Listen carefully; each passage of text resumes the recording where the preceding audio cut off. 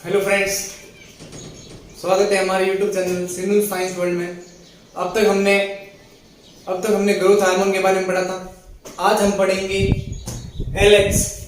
LX का short form लिखा है, इसकी फुल फॉर्म होती है luteinizing hormone. Luteinizing hormone female में होता है, अंड उत्सर्जक इसके नाम होता है। और ये देखिए, नाम तो इसका ल्यूटिनाइजिंग हार्मोन है, लेकिन फीमेल के अंदर होता है उसका नाम अंड उत्सर्जक है। क्योंकि मेल के अंदर भी एक इस टाइप का हार्मोन होता है जिसका नाम है शुक्रजनन। ठीक है, अब अंड उत्सर्जक के बारे में बताऊंगा मैं। अंड कोशिका का अंडाशय से फिलोपियन नलिका से आना। कहां से भैया? अंड कोशिका का अंडाशय, अंड कोशिका का अंडाशय से। दूसरा मेल के अंदर कौन होता है? मेल शुक्राणु निर्माण प्रक्रिया के दौरान शुक्रजनन कहलाती है। शुक्रजनन क्या होता है भैया? ल्यूटिनाइजिंग हार्मोन का निर्माण करना। ठीक है, चलिए दूसरा है ACTH, इसका शॉर्ट फॉर्म लिखा है और इसकी फुल फॉर्म क्या है? एडिनोकार्टियोट्रोपिक हार्मोन। एडिनल ग्रंथि से हार्मोन को स्रावन को प्रेरित करता है। कहां से? एडिनल ग्रंथि से। ठीक है, तो ये तो ग्रंथि, एडिनल ग्रंथि के बारे में थोड़ा सा मैं आगे पढ़ाऊंगा और यहां से ही हार्मोन का स्रावन करता है ACTH। फिर उसके बाद में आता है TH, जिसे थायराइड स्टिमुलेटिंग हार्मोन कहते हैं। थायराइड स्टिमुलेटिंग के हार्मोन के बारे में हम थोड़ा सा पढ़ेंगे। ठीक है, थायराइड हार्मोन के बारे में बता रहा था मैं।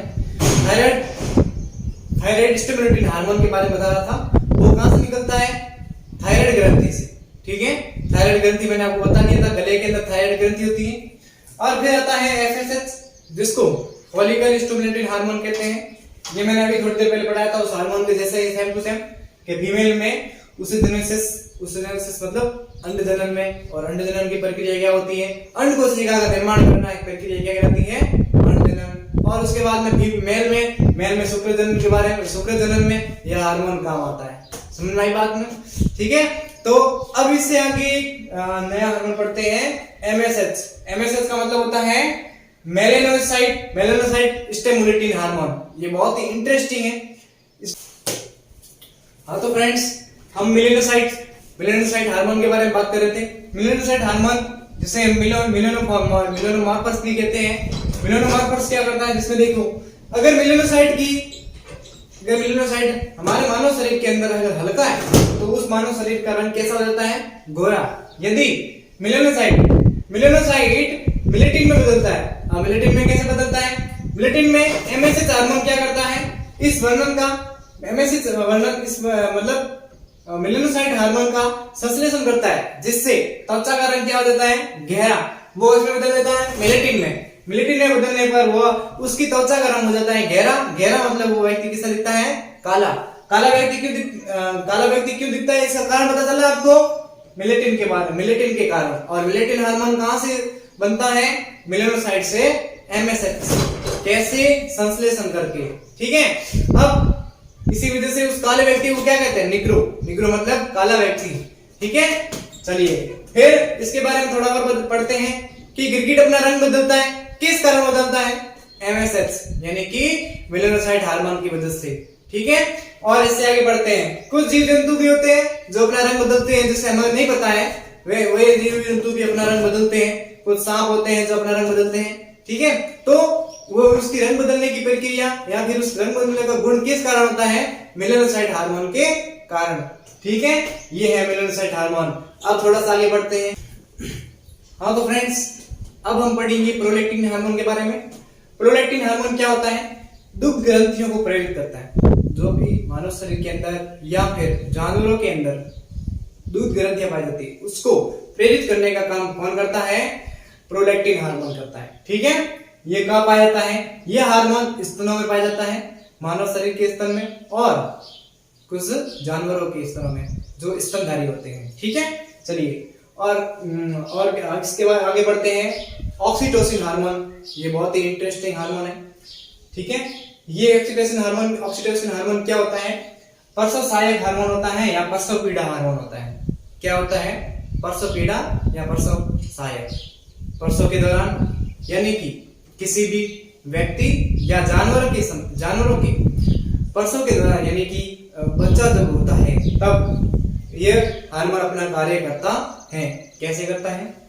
ये भ्रूण या योनि में संकुचन लाने का काम करता है। क्या काम करता है? भ्रूण या योनि में संकुचन लाने का काम करता है। मानव में भी और जानवरों में भी किसका काम होता है भैया? ऑक्सीटोसिन हार्मोन का। ठीक है, चलिए और मैं बता देता हूं कि एक पीटोसिन नाम करके वैज्ञानिक था जिसने इस हार्मोन को पृथक्करण किया, यानी कि इसके बारे में अलग से जानकारी दी। अगर आपको एग्जाम में क्वेश्चन दे दे कि ऑक्सीटोसिन हार्मोन है, उसके बारे में जानकारी किसने दी, तो आपको भी पीटोसिन नाम करके वैज्ञानिक था, उसका नाम लिखना है। ठीक है, चलिए इसके बारे में मैं बताता हूं। इसे प्रेम हार्मोन भी कहा गया है। प्रेम हार्मोन क्यों कहा गया है? क्योंकि यह हार्मोन किसी दो प्रेमियों के बीच में भी आकर्षण बनाने का काम भी कौन करता है? ये ऑक्सीटोसिन हार्मोन। ठीक है, आया समझ में?